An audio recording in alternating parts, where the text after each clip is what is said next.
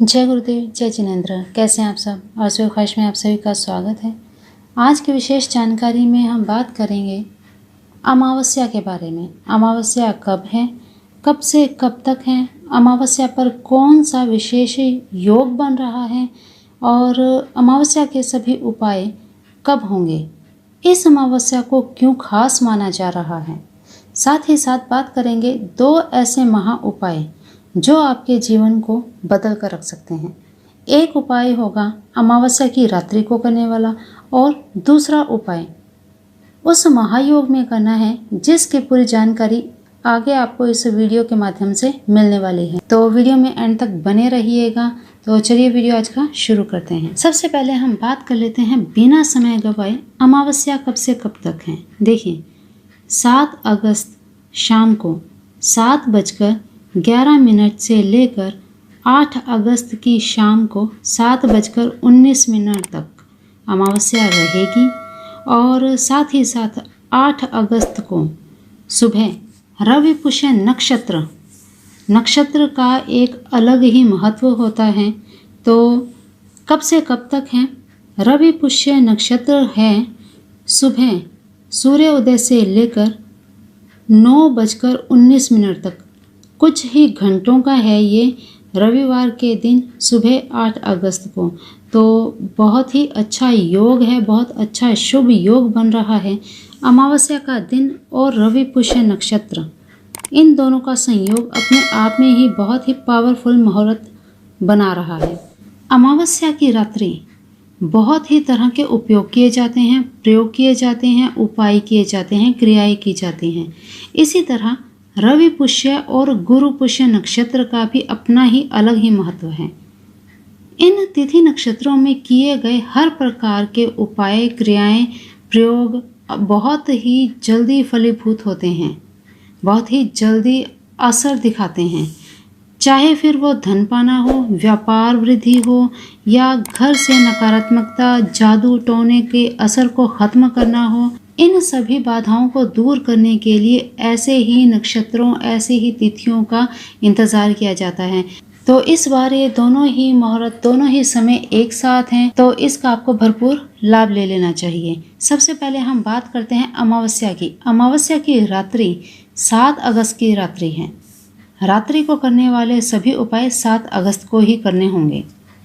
चलिए सबसे पहले हम बात करते हैं अमावस्या के उपाय की। 2 योगों का महायोग बन रहा है और अमावस्या की रात्रि माँ लक्ष्मी का प्रादुर्भाव हुआ, जिस कारण अगर आप कोई भी धन प्राप्ति का उपाय अमावस्या के दिन करते हैं तो आपके घर तिजोरी को धन से भरने से कोई भी नहीं रोक सकता। अमावस्या की रात्रि माँ लक्ष्मी को उनके पसंदीदा लाल रंग के फूल, फल, रोली, मोली, लाल कलावे के देसी घी के दीपक, लाल रोली से रंगे हुए सफ़ेद साबुत चावल, इन सभी सामग्रियों से माँ का पूजन करें। माँ लक्ष्मी के सिद्ध मंत्र का जाप करें। पूजा के समय पूजा में ध्यान दीजिए, यहाँ पे इस उपाय को अमावस्या की रात्रि को करना है। पूजा के समय 5 काली हल्दी की गांठ और 11 कमल गट्टे, 1 टिक्की ब्रास, इन सब को लाल रंग के एक कपड़े पर रख दें। पूजन करते हुए धूप दीप आदि दिखाकर पूजा होने तक पूजा स्थान पर ही इनको रहने दीजिए। जब आपकी पूजा संपूर्ण हो जाती है, पूजा आरती हो जाती है, इसके बाद इस कपड़े की पोटली बांधकर धन स्थान में रख दें। अगर आपका अलग से ऑफिस है, 2 पोटलियां एक साथ बना सकते हैं।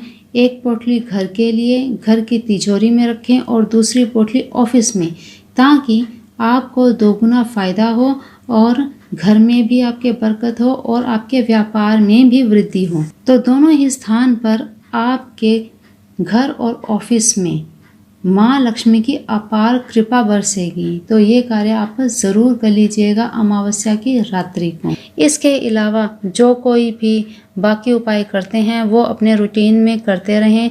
जैसे नारियल का उपाय मैंने पहले बताया है और धूनी जो बताई हुई है वो भी आप अवश्य ही करें। दीपक का हमेशा ध्यान रखें। शाम को संध्या के समय अमावस्या की रात्रि को दीपक ज़रूर करने चाहिए, क्योंकि दीपक ही आपके घर के अंधकार को समाप्त करता है। सरसों के तेल के दीपक, शमी वृक्ष के नीचे तिल के तेल का दीपक ज़रूर करना चाहिए। इससे आपके घर से सारी नकारात्मकता खत्म होती है। साथ ही साथ जिनकी कुंडली में शनि की साढ़ेसती हो, ढैया हो, इन सब से भी बहुत आराम मिलता है, ग्रह शांत होते हैं। तो अमावस्या के दिन ये कार्य ज़रूर करने चाहिए। अमावस्या का दिन हमेशा से ही पितृजनों के लिए याद किया जाता है। पितृजनों को अमावस्या का दिन बहुत ही प्रिय होता है। तो अमावस्या के दिन अपने पितरों का ध्यान करते हुए पीपल के पेड़ पर कच्ची लस्सी, थोड़ा गंगा जल और काले तिल, साथ ही थोड़ी सी चीनी और चावल और थोड़े से पुष्प जल में डाल करके पीपल पर जरूर अर्पित करें। पितृ सूक्त का पाठ करते हुए अपने पितरों को याद करें। उनको प्रसन्न करने हेतु किसी भी ब्राह्मण को उनके पसंदीदा भोजन जरूर करवाएं। तो इससे आपके पितृ अवश्य ही प्रसन्न होते हैं। हर अमावस्या को, ये केवल एक नहीं, हर अमावस्या को करना चाहिए।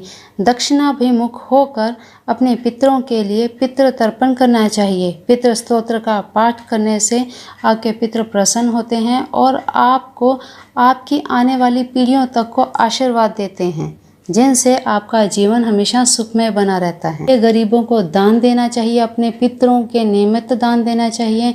तो ये सारी चीज़ें करने से आपके घर में कभी भी कोई आर्थिक संकट नहीं होता, आपके घर में अचानक से कोई नुकसान की चीज़ें नहीं आती हैं। तो इन सब चीज़ों का आपको अवश्य ही ध्यान रखना चाहिए। फिर 8 अगस्त सुबह रवि पुष्य योग है। इस रवि पुष्य योग में केवल विवाह जैसे शुभ कार्य को छोड़कर अन्य सभी कार्यों के करने से कार्यों में सिद्धि मिलती ही मिलती है। रवि पुष्य योग यंत्र साधना, तंत्र प्रयोग, मंत्र जाप, रत्न धारण और जड़ी बूटियों को ग्रहण करना, घर में तिजोरी में रखना बहुत ही लाभदायक सिद्ध होते हैं। तो चलिए अब बात करते हैं रवि पुष्य योग में करने वाले खास उपाय की। रवि पुष्य योग कब से कब तक है, ये आपको मैं पहले ही बता चुकी हूँ।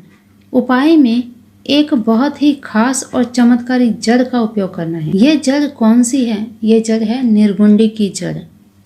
इस जड़ में ऐसी ऐसी शक्तियाँ मौजूद हैं जिनसे अगर आपके घर पर किसी ने कोई भी जादू टोना किया है, किसी के घर को बांधा हुआ है, जिसके कारण आपके घर, परिवार, व्यापार सब पर विपरीत प्रभाव पड़ रहा है, निर्गुंडी की जड़ की अपार शक्ति इन सभी को समाप्त कर देती है।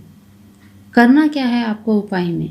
देखिए, केवल आपको निर्गुंडी की जड़ प्राप्त करनी है। अब निर्गुंडी की जड़ प्राप्त कैसे करनी है? देखिए, अगर आपके घर के आसपास निर्गुंडी का पौधा है और आपको निर्गुंडी के पौधे की पहचान है, तो रवि पुष्य योग वाले दिन से एक दिन पहले अर्थात शनिवार को पहले दिन निर्गुंडी के पौधे की जड़ को निमंत्रण देकर आएं। निमंत्रण कैसे देना है ये पहले मैं वीडियोस में बता चुकी हूँ। अगर आप नहीं जानते तो डिस्क्रिप्शन में लिंक दिया है, आप उस वीडियो को पहले जाकर देखिए, फिर आगे इस प्रोसेस को, इस उपाय को कीजिए। लेकिन अगर आपके घर के आसपास आपको निर्गुंडी का पौधा नहीं मिलता तो आप अपने लोकल मार्केट में पंसारी की शॉप पर ये जड़ बहुत आसानी से प्राप्त कर सकते हैं। पहले दिन खरीद कर ही घर में इस जड़ को रख लीजिए।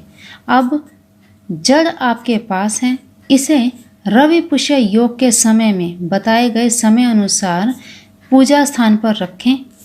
गंगा जल से शुद्ध करके कुमकुम, पुष्प, धूप, दीप आदि देकर पूजा करें। अपने इष्ट देवी देवताओं से प्रार्थना करें, आपके घर से सभी बाधाएं समाप्त हो जाएं, आपका घर एकदम पवित्र हो जाए। ऐसी प्रार्थना करने के बाद निर्गुंडी की जड़ को लाल कलावे की मोली से चुपचाप घर के मेन गेट के एकदम बीचों बीच लटका दें। केवल इतना सा आपको कार्य करना है, फिर इसे आपको कभी उतारना नहीं है। ऐसा करने से आपके घर से धीरे धीरे करके सारी नकारात्मकता, आपके घर के लड़ाई झगड़े जो इन जादू टोनों के कारण होने लग गए थे। जादू टोने का असर बिल्कुल खत्म होने लगेगा। आपस में आपके प्रेम, प्यार आदि, व्यापार में वृद्धि, सभी कार्य आपके शुभ होने शुरू हो जाएंगे। तो इतना असरदार ये निर्गुंडी का पौधा है, इसकी जड़ में इतनी शक्ति विद्यमान है, तो इसे आप ज़रूर कीजिए। ज़रूर आपके घर में निर्गुंडी की जड़ होनी चाहिए, जिससे आप पर कभी भी बुरा साया नहीं पड़ सकता, आपका घर हमेशा सुरक्षित रहेगा। तो ये 2 उपाय हैं अमावस्या के दिन करने वाले। इस उपाय के साथ साथ एक खास उपाय और, रवि पुष्य नक्षत्र के दिन दक्षिणावर्ती शंख अगर आपके पास हो तो उसमें केसर में मिला हुआ दूध भरकर भगवान विष्णु का अभिषेक करना चाहिए। इससे धन लाभ मिलता है। माँ लक्ष्मी के साथ साथ भगवान विष्णु की पूजा करने से भी माँ की कृपा आप पर हमेशा बनी रहती है। आपके घर में धन धान्य की हमेशा बरकत रहती है। पुष्य नक्षत्र में श्री सूक्त का पाठ, महालक्ष्मी अष्टकम, इन 2 स्तोत्र का पाठ हमेशा करना चाहिए। ये भी बहुत ही लाभकारी, बहुत ही प्रभावशाली स्तोत्र हैं, जो माँ लक्ष्मी का आगमन आपके घर में अवश्य ही करते हैं। केवल आपके परिवार पर ही नहीं, आपके परिवार पर पीढ़ियों तक कृपा बनी रहती है। इतने प्रभावशाली ये दोनों ही स्तोत्र हैं, तो इन्हें ज़रूर करना चाहिए। तो चलिए आज के लिए इतना ही। मिलते हैं फिर एक नई वीडियो में नई जानकारी के साथ। तब तक के लिए अपना ध्यान रखिए, मस्त रहिए, स्वस्थ रहिए, अपने अपनों का भी ध्यान रखिए। जय भोलेनाथ, जय जिनेंद्र।